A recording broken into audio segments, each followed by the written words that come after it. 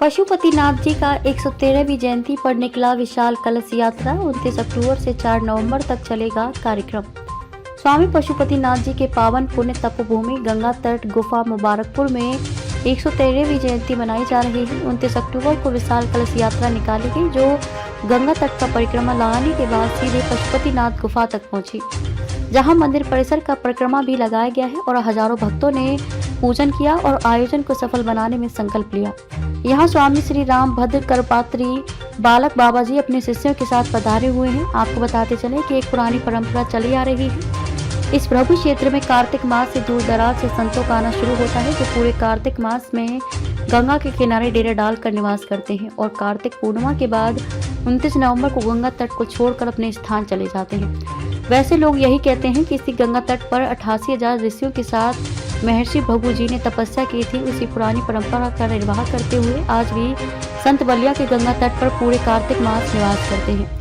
मुबारकपुर में स्थित कार्यक्रम स्थल से अवध बिहारी राय, बच्चा जी राय, झूलन राय, राम सुरेश राय, कलम शंकर राय, राम सिंहासन राय, हरे राम राय, सुभाष राय, राम प्रवेश राय, हरगोविंद राय, त्रिलोको राय आदि ने बताया कि सुबह 8 बजे से 12 बजे तक श्री पूर्णाहुति भंडारा, श्री कार्तिक कृष्ण पक्ष सप्तमी 4 नवंबर 2 बजे से रात्रि 8 बजे तक कथा प्रवचन, शाम 6 बजे से रात्रि 10 बजे तक चलेगा। साथ ही स्वामी श्री राम भद्र करपात्री बालक बाबा जी के सानिध्य में जन कल्याणार्थ से श्री मां सतचंडी महायज्ञ का भव्य आयोजन किया गया है। इसी क्रम में कथा मर्मज्ञ सुश्री शिवांजलि मिश्रा वृंदावन धाम की वाणी से श्रीमद् भागवत कथा एवं संतगण अपने अपने मुखारविंद से आध्यात्मिक चर्चा करेंगे।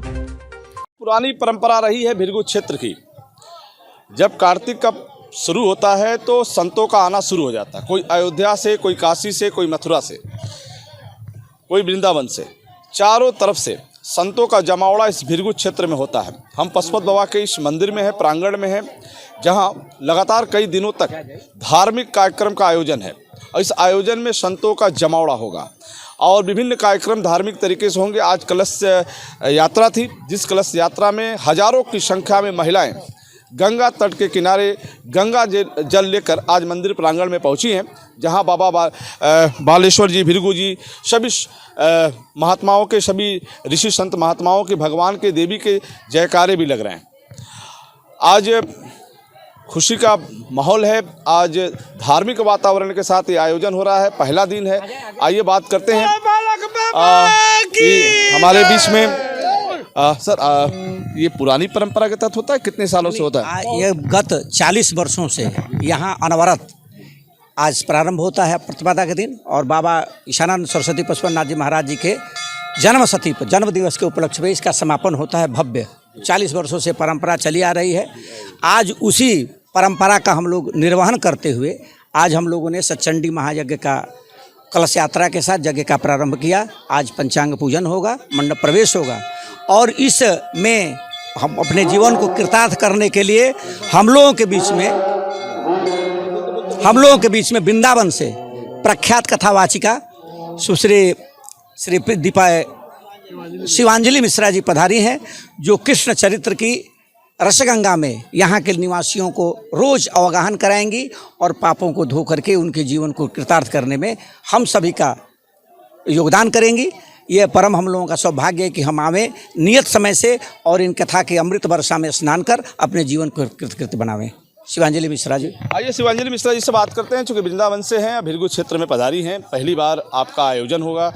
आप प्रवचन सुनिए। धार्मिक कार्यक्रम में आप लोग को जरूर हिस्सेदारी करनी चाहिए, क्योंकि आज का कार्यक्रम बहुत ही प्यारा, बहुत ही जानदार और शानदार है, जहाँ संतों का जमावड़ा है।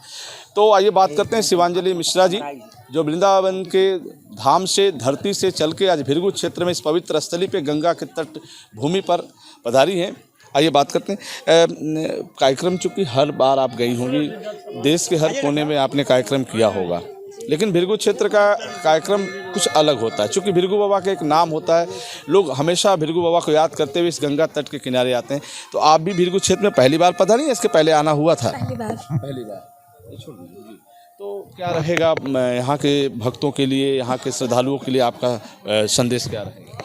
जैसे कि कहते हैं जितनी बड़ी कलश यात्रा होती है, कलश यात्रा का जितना बड़ा स्वरूप होता है उतनी ही ज़्यादा कथा प्रभावी होती है। और जैसे कि भृगु जी महाराज की संतों की पावन भूमि रही है, तो संत दरस जिमि पातक टरही, संतों के दर्शन करने से पाप भस्म हो जाते हैं। जैसे कि हम लोगों ने कलश यात्रा की, तो सबसे पहले कलश यात्रा क्यों की जाती है, इसका महत्व क्या है, इसका क्या फल है, तो मैं बता दूं आपको। हम लोगों ने कलश यात्रा सभी भक्तों के द्वारा की है। तो इसमें जितने भी भक्तों ने सहयोग किया, अपनी लगन, निष्ठा, भावना और काफ़ी तरह की यहाँ पे भक्तों आए हैं दूर दूर से।